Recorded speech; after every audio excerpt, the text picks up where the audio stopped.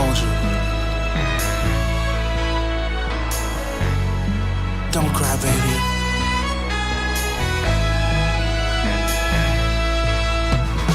If this makes you cry, doll, I didn't mean it. Next time I should lie. The truth is inconvenient. YouTube, it's Satch. Welcome to Driver 81. Welcome to the cockpit of this Vauxhall Astra K. This is a Mk7 Astra K, and the version that we're in right now is the SRI Turbo with 150 brake horsepower, and it's the newest version on the market. So today I'm going to look at 5 things that I hate about this car. And normally when I get these cars, I like to try and spend a couple of days with them before I really make up my mind on things that I actually love about the car and actually hate about the car. I'll be honest with you, with this car I was able to find a long list of things that I actually hate about this car within about 2 or 3 miles of driving it. Never before have I been able to do that. It normally takes a bit of working out and a lot of driving to sort of really understand the car and figure out what you like and hate about it. So instead of listening to me rambling on, let's get into it, and let's get into 5 things that I hate about this car.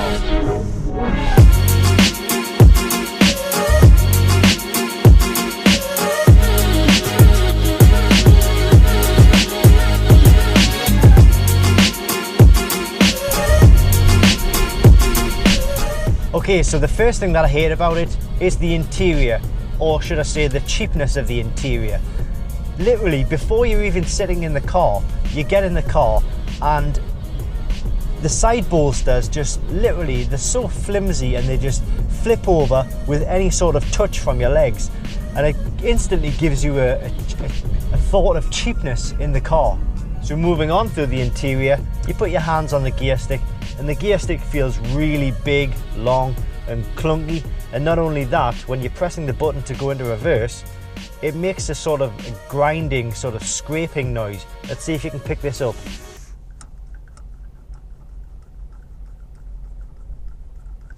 You probably can't pick that up, but it's really annoying. Moving on again through the interior, the indicators, they're very wobbly. They have no real quality to them at all. I can just literally gently touch this and it's moving all over the place. The rear view mirror is too small.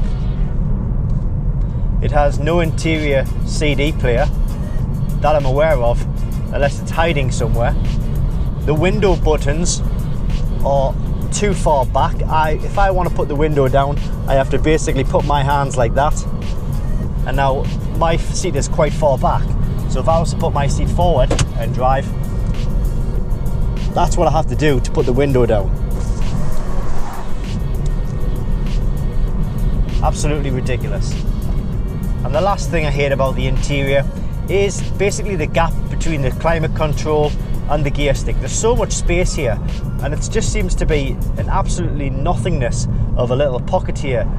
You could put a big storage space in there. Obviously, when you come into a car, I know you shouldn't have your phone when you're driving or anything like that, but when you get into a car, you look for somewhere to put your phone. It's just natural, it's just what you do.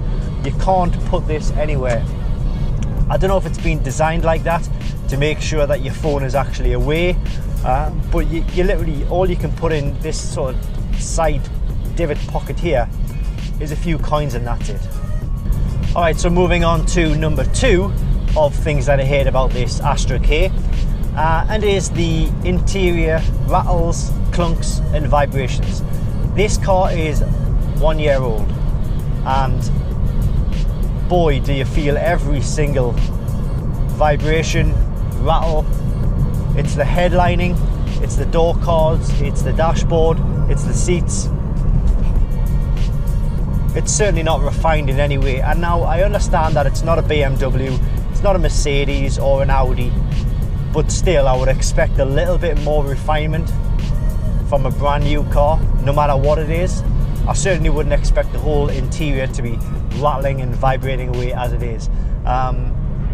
More annoyingly than anything though is the every time you go over any sort of bump or uneven roads, there's quite a clunk coming from the rear.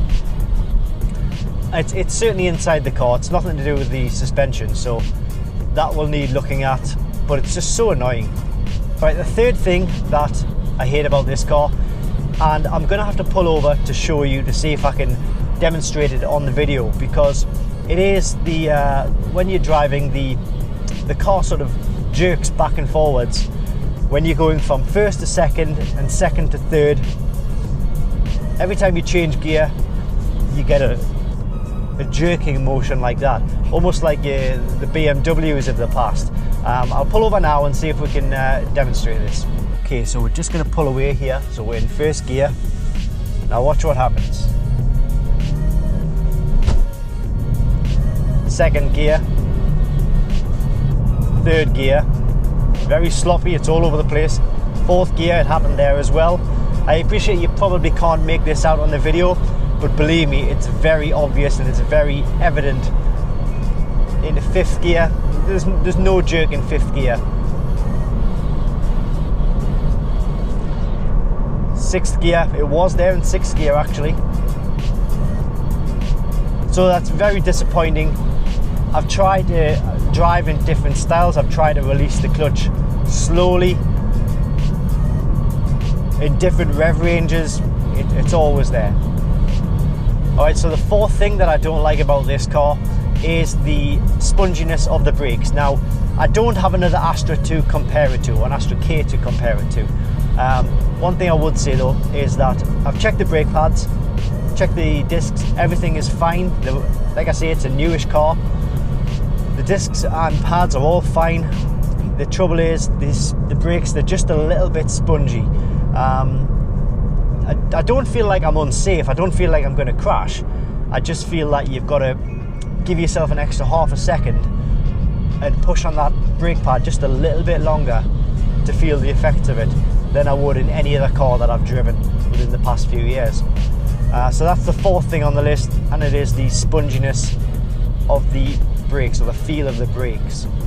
And the final thing that I hate about this car is the fact that when you're going over speed bumps or any uneven road or any rough ground, you not feel it through the suspension. The suspension is not great.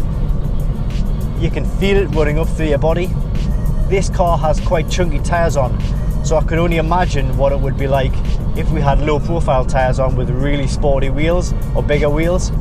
It's not good. Like I say, every pothole, you feel it going all through the car, and then as a knock-on effect of that, you have the vibrations and the rattles and the clunks coming through the car. So it makes for a very unexciting, disappointing experience, to be honest with you.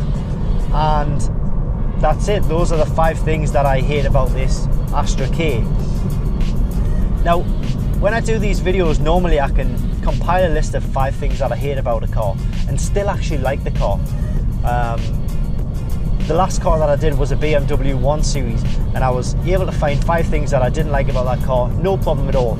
But in the end, I actually liked the car. Now this car, I just don't get that. There's nothing about this car which makes me think, oh yeah, I can live with that, I can live with that, I can live with that. Because every time you drive the car, you're reminded of the flaws and the things that I hate about it. You can't just brush them under the carpet. So unfortunately, it's a car that I just don't like. I will try and make a video on 5 things that I love about the car, or love might be a strong word, like about the car. So look out for that as well. So thanks for watching this video. Please give it a like if you like the video, or it's giving you a little bit of help about maybe making your decision if you're looking to buy one of these cars. Please subscribe to the channel as well. I do lots of videos like this, and it helps the channel grow. So thanks for watching, and I'll see you next time.